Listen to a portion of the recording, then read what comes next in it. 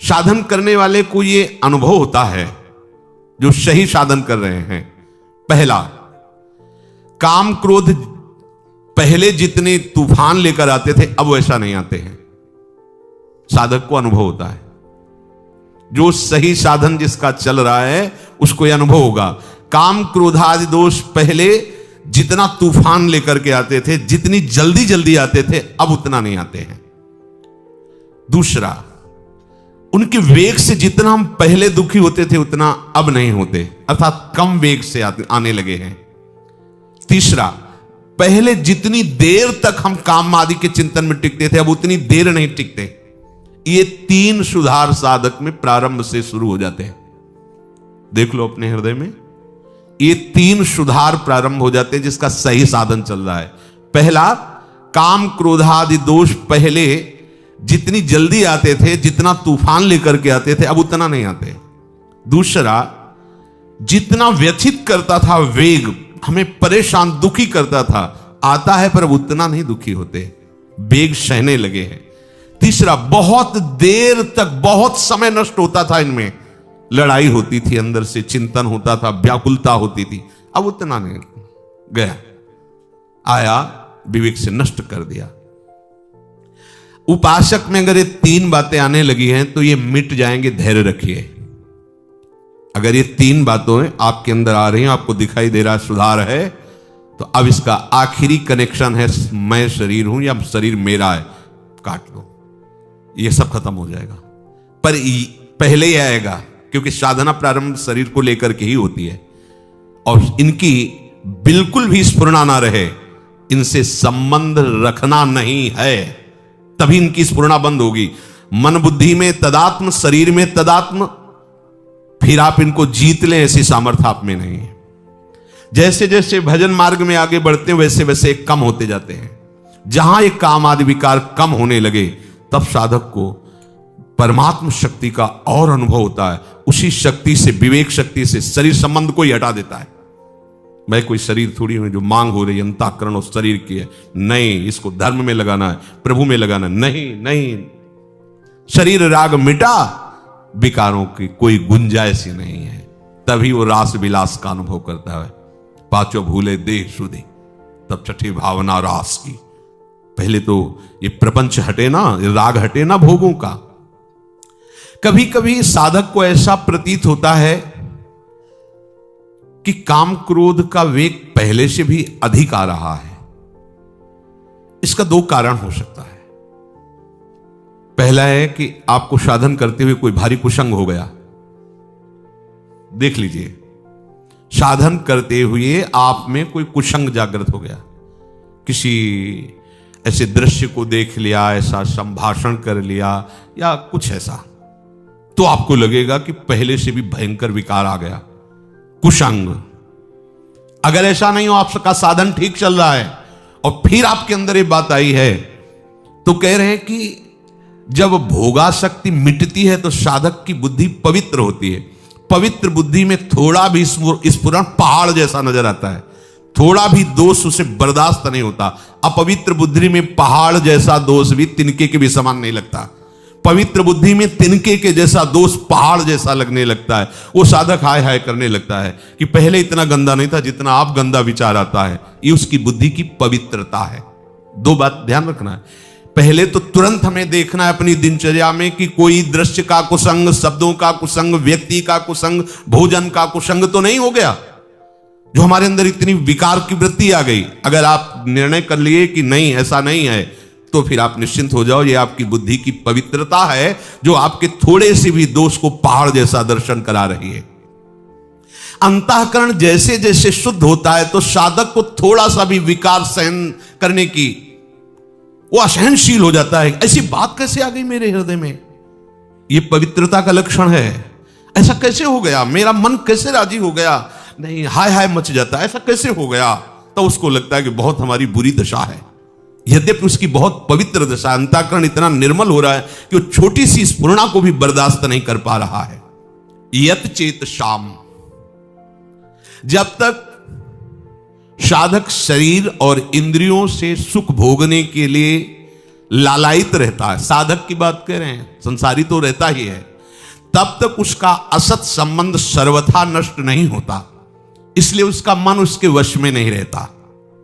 और जब साधक भगवत रस प्राप्त करने का लोलुप हो जाता है तो उसे शरीर और भोगों से संबंध मिटाना ही होता है या स्वाभाविक मिटने लगता है, तब उसका मन निर्मल हो जाता है। मन में फिर काम क्रोध की स्फुरणा ही नहीं होती, मन स्वतः वश में हो जाता है। इसलिए भगवान कहते यत चेत शाम अभी तो ब्रह्म निर्वाणम वर्तते विदितात्मनाम। उस साधक को भगवान विदितात्म नाम कहते हैं, जो जानना चाहिए वो जान जाता है, जिसके जानने के बाद कुछ भी जानना बाकी नहीं रहता। जो प्रभु को जान जाता है वो सब कुछ जान जाता है, क्योंकि प्रभु ही सब कुछ बने हुए हैं। प्रभु को जान गया तो सब कुछ जान गया, उसे और कुछ जाना कि ये जानना है वो जानना अब बाकी नहीं रहेगा। प्रभु को प्राप्त कर लिया तो कुछ प्राप्त करना बाकी नहीं रहता। शरीर के रहते हुए वो ब्रह्म स्वरूप भगवत स्वरूप हो जाता है। यदि ऐसा नहीं हुआ तो शरीर छूटते छूटते उसे बोध हो जाएगा भगवान की तरफ से, क्योंकि जीवन भर वो बहुत लगन से साधना की है, पर वस्तु की बोध वृत्ति नहीं आई तो भगवान कृपा करके अंतिम समय तक दे देते हैं। उसकी स्थिति में कोई अंतर नहीं पड़ता, वो जीते जी या शरीर छूटने के बाद दोनों एक ही गति को प्राप्त होते हैं। पर पहला है जीते जी भगवत साक्षात्कार हो जाए। स्पर्शान कृत्वा बहिर्बाह्यांस चक्षुश्चैवान्तरे भ्रुवो प्राणापानौ समौ कृत्वा नासाभ्यन्तरचारिणौ यतेन्द्रिय मनो बुद्धिर मुनिर्मोक्ष परायणः विगतेच्छा भय क्रोधो यह सदा मुक्त एव सः। बाहर के किसी भी पदार्थ का जो अंदर चिंतन नहीं करता, ध्यान दीजिए बहुत बढ़िया बात है, हम अधिकतर बाहर के ही चिंतन में अपना समय नष्ट कर देते हैं। मंत्र चल रहा है पर चिंतन सब बाहरी हो रहा है, प्रकृति का, किसी वस्तु का, किसी व्यक्ति का, किसी स्थान का। आप देख लीजिए, हमें उपाय करना है बाहर के चिंतन को छोड़ करके अपने आराध्य देव के चिंतन में, बाहर के पदार्थों का, व्यक्तियों का, व्यवहार का चिंतन छोड़ करके। अब इस पे ध्यान दीजिए कि आप जब भगवत चिंतन कर रहे हैं उस समय आपका चिंतन क्या होता है। देखिए, कोई बाहरी व्यक्ति होगा, कोई वस्तु होगा, कोई स्थान होगा, अभी ठीक चिंतन नहीं है। बाहर का चिंतन बाहर छोड़कर अपने आराध्य देव की चिंतन, ये तभी हो सकता है जब हमारा कोई संबंध नहीं, कहीं भी हमारा किसी भी व्यक्ति से, अच्छा आप ऐसा, अच्छा अमुक वस्तु, वो हमारे चिंतन में आ गई। अब हमें भगवत प्राप्ति करनी है तो बाहर के व्यक्ति, वस्तु, स्थान का चिंतन बाहर ही छोड़कर अपने आराध्य देव का चिंतन करना है। उपासक को अब अपना सेवा धर्म है, इसलिए इसकी विशेष आवश्यकता नहीं, उठते बैठते चलते फिरते नासिकाग्र दृष्टि रखनी चाहिए। यह शास्त्रों का स्पष्ट आदेश है, बहुत सी जगह यह आदेश दिया गया है, संतों ने भी ऐसा आदेश किया है। साधक को ऐसे देखने का नहीं है, संभाषण भी ऐसे, चलना भी ऐसे, किसी के नेत्रों में नेत्र मिलाने का आदेश कहीं शास्त्र साधक को नहीं देता है। नासिकाग्र दृष्टि रखे, इतनी दूर बस। आंख खुली हुई है, जब यहां आप एकाग्रता करोगे तो यहां शुरू हो जाएगा मंत्र, यहां आपको महसूस होगा कि आज्ञा चक्र आपका खुल रहा है।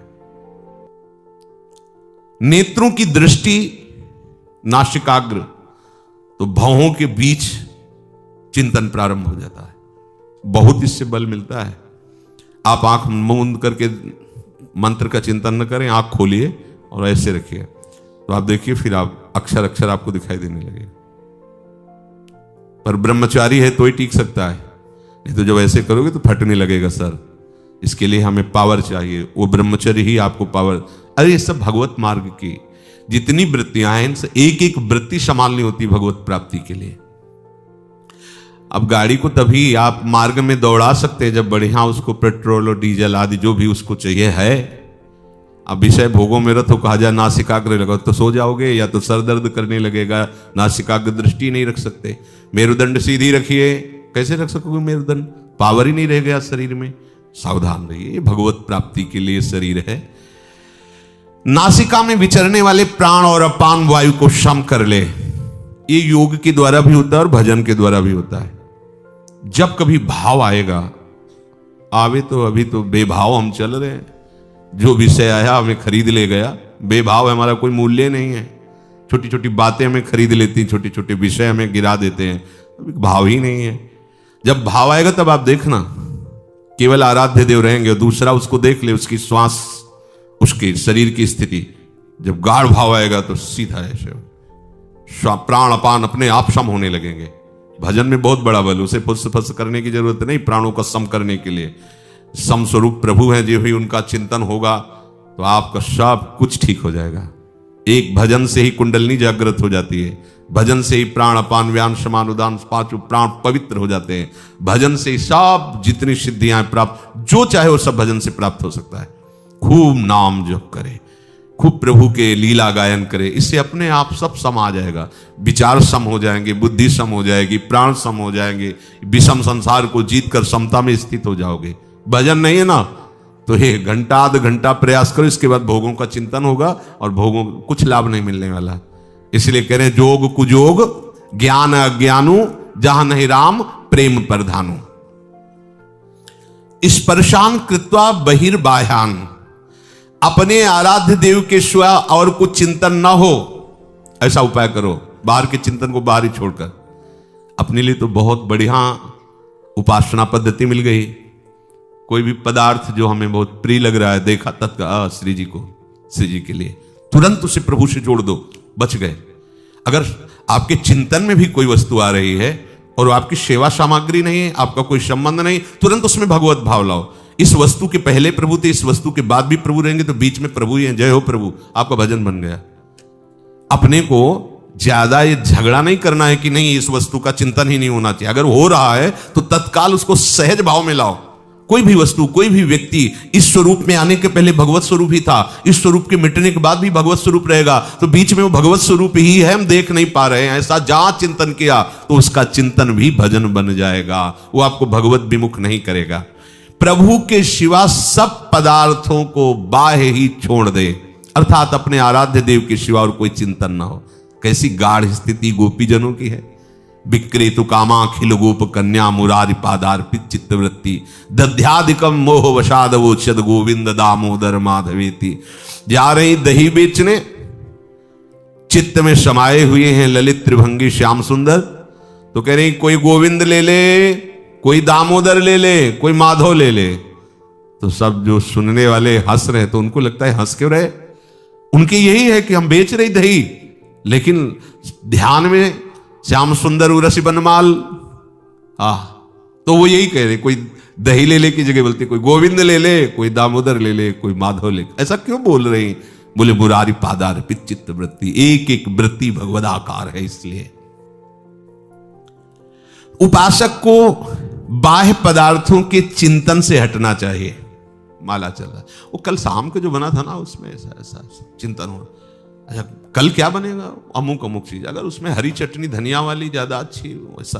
और माला चल रहा है सच्चिदानंद प्रभु का, और चिंतन हो रहा है चटनी समोसा और पदार्थ और वाह व्यक्ति, वो व्यक्ति बहुत दुष्ट है। अगर वो यहां ना रहे तो सब बढ़िया मामला बन जाए। ऐसा है, आप देखना ये मनीराम की एक अलग ही भजन शैली चलती है, देख लो, इसका एक अलग व्यवहार चलता रहता है। जब आप सावधान हो जाएंगे सो आ जाएगा।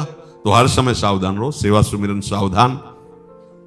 बाह्य पदार्थों का संबंध सेवा से सहज में त्यागा जा सकता है। अभी जो बताया, सेवा भाव में उसे ले आओ, भगवत भाव में ले आओ। जो भी व्यक्ति वस्तु स्थान भगवत भाव, जो भी वस्तु प्रिय सेवा भाव, स्वामी जी के चरणों में अर्पित कर दो। अगर आपको प्रगट में नहीं मिल रही तो जो चिंतन में किया उसी को अर्पित करो। गरम गरम जलेबी, हाँ ठीक है, पाओ श्री जी, उसी से। अपना तो भजन इतना सरस है, अपने को कोई फंसा ही नहीं सकता। अगर आप ये सीख जाएं तो सखियों से चतुर और कोई नहीं है। चतुर शिरोमणि प्रियालाल को भी सुख पहुंचाती हैं। अपने को कोई नहीं फंसा सकता, न कोई विषय, न कोई पदार्थ, न कोई व्यक्ति। बस आप चतुर बनिए। जो व्यक्ति वस्तु विषय स्थान आए, सेवा लायक नहीं है तो भगवत स्वरूप, और सेवा लायक है तो उसी समय सेवा में समर्पित कर दो। बाद में जो होगा वो अलग चीज है। उसी समय मानसिक सेवा प्रारंभ हो जाएगी। उसी समय सेवा, खाली मत रहो। बाह्य वस्तु आई तुरंत सेवा में अर्पित करो। बाह्य व्यक्ति आया समझ में नहीं आ रहा, भगवत भाव कर लो, वो आपका भजन बन जाएगा। नहीं, माला चलता रहता है और विषय चिंतन होता रहता है। तभी सिद्ध महापुरुष कहते हैं, माला फेरत जुग गया, फिरा न मन का फेर, कर का मन का डारी दे, और मन का फेर। वास्तव में बाह्य पदार्थ बाधक नहीं है, बाधक है बाह्य पदार्थों से अपना संबंध करके चिंतन करना। समझो समझो कितनी सुंदर बात है। बाह्य पदार्थ हमारे भजन में बाधक नहीं है, बाह्य पदार्थों का भोक्ता बनना बाधक है। जो हमें प्रिय उससे राग, जो अप्रिय उससे द्वेष। राग द्वेष जनित पदार्थों का, व्यक्तियों का, वस्तुओं का चिंतन होना, यही हमारे परमार्थ में बहुत बड़ी बाधा है। और उसे प्रभु में ले लेना बहुत सरल है। चतुरता पूर्वक करो। अगर माया चतुर है तो उससे अनंत गुना चतुर मायापति है, तभी तो उसके अधीन है। और हमें मायापति को अधीन करने की बात मिल गई। उनका नाम, उनका मंत्र, उनकी लीला, उनका गुण, उनका रूप, इससे अधीन हो जाते हैं प्रभु। इस माने हुए अपने संबंध का त्याग कर दीजिए। तो स्पर्शान कृत्वा बहिर्बाह्यान, मुझे ये बहुत पसंद है, नहीं मेरी प्रियाजू को पसंद है, ये तो बहुत सुगंधित, हाँ प्रियाजू के लिए अच्छा रहेगा, आना चाहिए हर बात में। आप क्या गा लेते हैं? हाँ प्रियाजू की कृपा है, ऐसा वो गवा रहे हैं।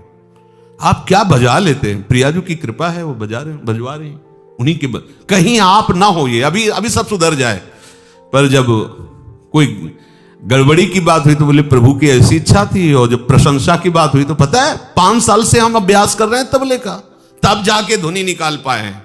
और गलती का अभ्यास अनंत जन्मों से कर रहे तो प्रियाजू करवा रहे हैं। ये चतुरता ठीक नहीं है। आप अगर ऐसे चतुर बनो जो हर वृत्ति को भजन बना लो, तो अभी आनंद की अनुभूति और सच्ची मानो।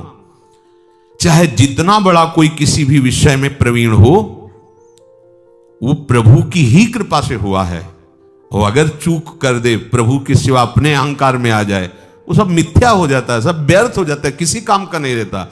और प्रभु अगर हमारी इतने से प्रसन्न हो गए तो हमें वो प्राप्त हो गया जो प्राप्त होना चाहिए। प्रभु को कृपा करे तो इतने में ही लगन लग जाए, ताली बजाते हुए राधा राधा, आंसू आने लगे, सामने प्रियाजू के दर्शन होने लगे, रोम रोम पुलकित हो गया, बात बन गई। नहीं बहुत संगीत है, मन रजोगुणी हो गया, विषयों का चिंतन करने लगा, अल्लू गया सब। वो संगीत किस काम का आया जो हमें नरकगामी बना दे? वो राग ध्वनि किस काम की है जो हमें संसार में आसक्त कर दे? वो भोग किस काम का जो हमें प्रिया प्रीतम का विस्मरण करा दे? उपासक को चतुरता पूर्वक उपासना की सिद्धि के लिए हर वस्तु, व्यक्ति, क्रिया को भगवत स्वरूप बनाना है, भगवत अर्पण करना है।